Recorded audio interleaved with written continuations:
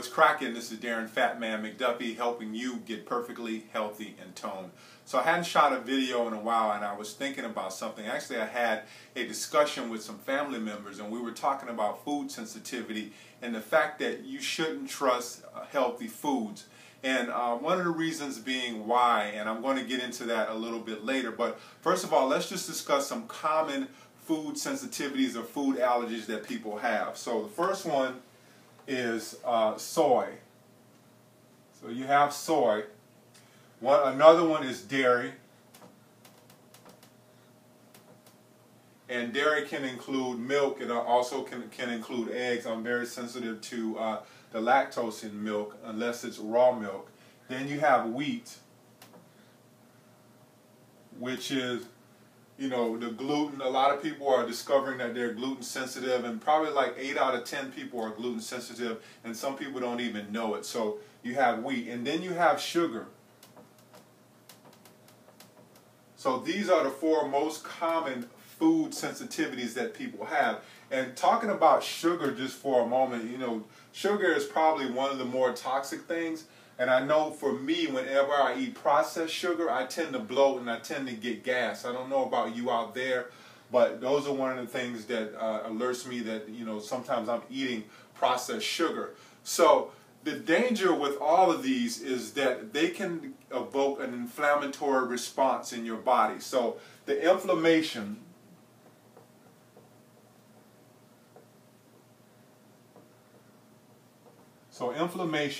Inflammation is the start of all disease. So if you look at all of the diseases, diabetes, heart disease, all your major diseases that are out there all start with inflammation.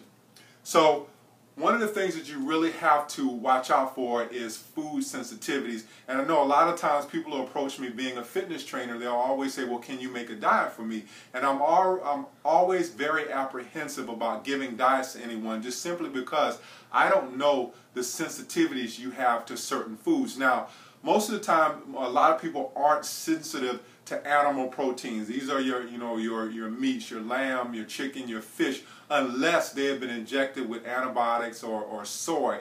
And then you're going to have a problem, or not injected with soy, but more so vegetarian fed. A lot of people think that they have these sensitivities when in fact, you know, it's what the animal was fed before it was slaughtered that's bringing on these sensitivities. And as we said before, you know, soy is a major one. So if they're being fed vegetarian feed, chances are it's soy feed, and chances are you're going to be sensitive to it.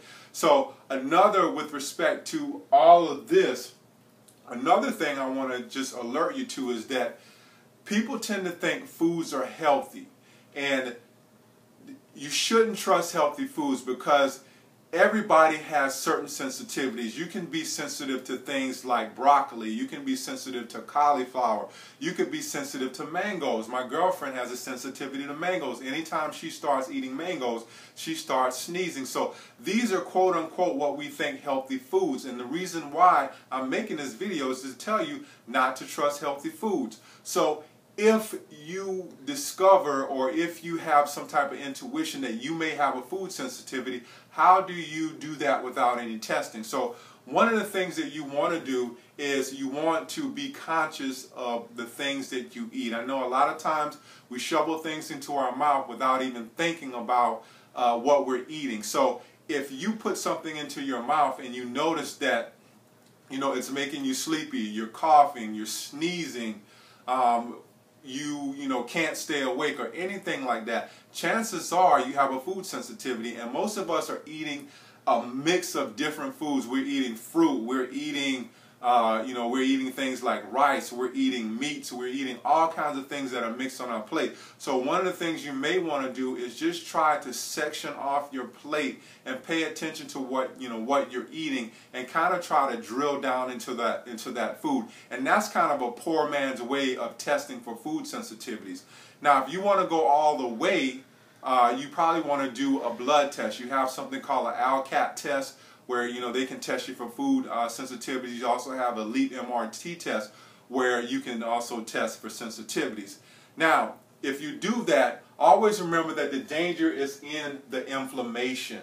And the inflammation is what's going to cause you the disease. The inflammation is also going to cause things like you know, if you're out there and you're trying to lose weight and you constantly try everything, you're beating yourself to death with exercise, and you find out that you can't lose weight, chances are it's either some kind of other medical condition, or you're eating a food that isn't allowing you to be able to shed that weight. The bloating, the you know, when your stomach is bloated and you're seeing, you know, that rise in your stomach, that's all due to, partly in fact, to food sensitivities and inflammation. So just watch out for that. And again, if you can go to someone who's a tester, can test for food sensitivities, that's what you want to do. If you can't, if you don't have the funds to do that, then you can start writing your foods down and narrowing them down to the foods that you think you have a sensitivity to.